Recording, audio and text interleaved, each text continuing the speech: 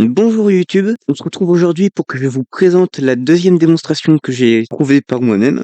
J'ai en effet conjecturé que 11 puissance n était égal à la nème ligne du triangle de Pascal. En effet, dans le triangle du Pascal, que j'ai refait ci-contre, la combinaison de k parmi n sur le triangle de Pascal est le chiffre de la case qui est l'intersection de la kème colonne et de la nème ligne.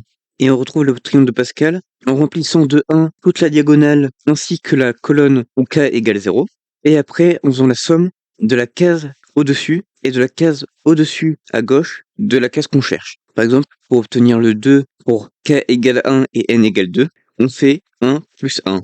On remarque que 11 puissance 0 égale 1, que 11 puissance 1 égale 11, que 11 au carré égale 121, que 11 au cube égale 1331, et que 11 puissance 4 égale 14 641, et ça continue comme ça jusqu'à la fin.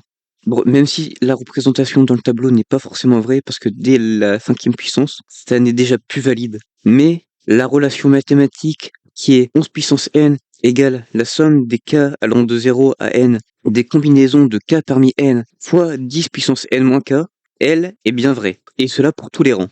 Car par exemple, pour obtenir 1331, sur la ligne où n égale 3, on prend chaque combinaison de la ligne à laquelle on multiplie par la puissance de 10 associée. On prend 0 parmi 3 qu'on multiplie par 10 au cube, puis 1 parmi 3 qu'on multiplie par 10 au carré, puis 2 parmi 3 par 10, et enfin 3 parmi 3 par 1. Donc vu qu'on a une égalité, on peut partir soit de 11 puissance n, soit de la somme que j'ai la flemme de redire. Mais on va partir de 11 puissance n, ce qui paraît un peu bizarre parce que 11 puissance n, on n'a pas l'impression qu'il y a beaucoup de choses à faire avec, mais on va juste réécrire 11 comme étant 10 plus 1. Et ça va avoir une très grande importance. C'est limite la clé de la démonstration. Donc vu que le 11 était sous la puissance n, on va donc chercher à développer 10 plus 1, le tout puissance n.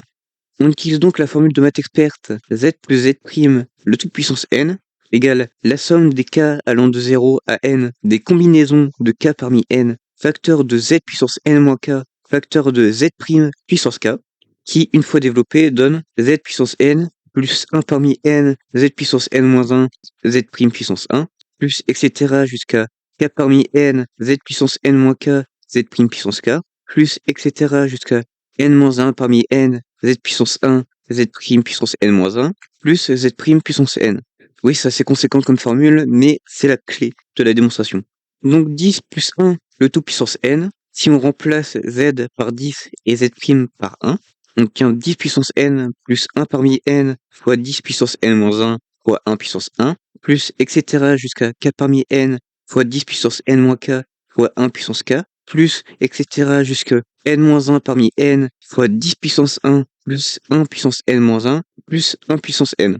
Or, si on met 1 à n'importe quelle puissance, on obtient 1. Donc on peut simplifier et obtenir que 10 plus 1, le tout puissance n, est égal à 10 puissance n plus 1 parmi n fois 10 puissance n moins 1, plus etc. jusque k parmi n fois 10 puissance n moins k, plus etc. jusque n moins 1 parmi n fois 10 plus 1, qui quand on réécrit sous la forme d'une somme, donne la somme de k allant de 0 à n des combinaisons de k parmi n fois 10 puissance n moins k.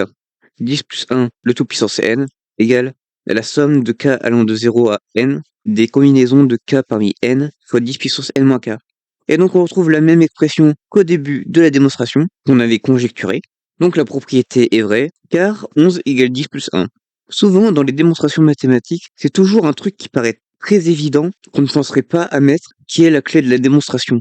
On pourrait croire qu'il faudrait utiliser l'identité remarquable, puissance n, moins 1, et partir ainsi dans une autre démonstration qui n'a rien à voir avec ce qu'on veut faire. Mais ici, la clé était juste 11 égale 10 plus 1. Un truc évidemment très très simple, que tout le monde connaît, mais qu'on ne se dirait pas que c'est la clé d'une démonstration pareille. Donc c'est sur la validation de cette propriété que la vidéo s'arrête. Si la vidéo vous a plu, n'hésitez pas à liker et à vous abonner pour ne pas louper mes prochaines vidéos. Et on se retrouve dimanche dans 2 semaines à 17h17 pour une nouvelle vidéo. Ciao!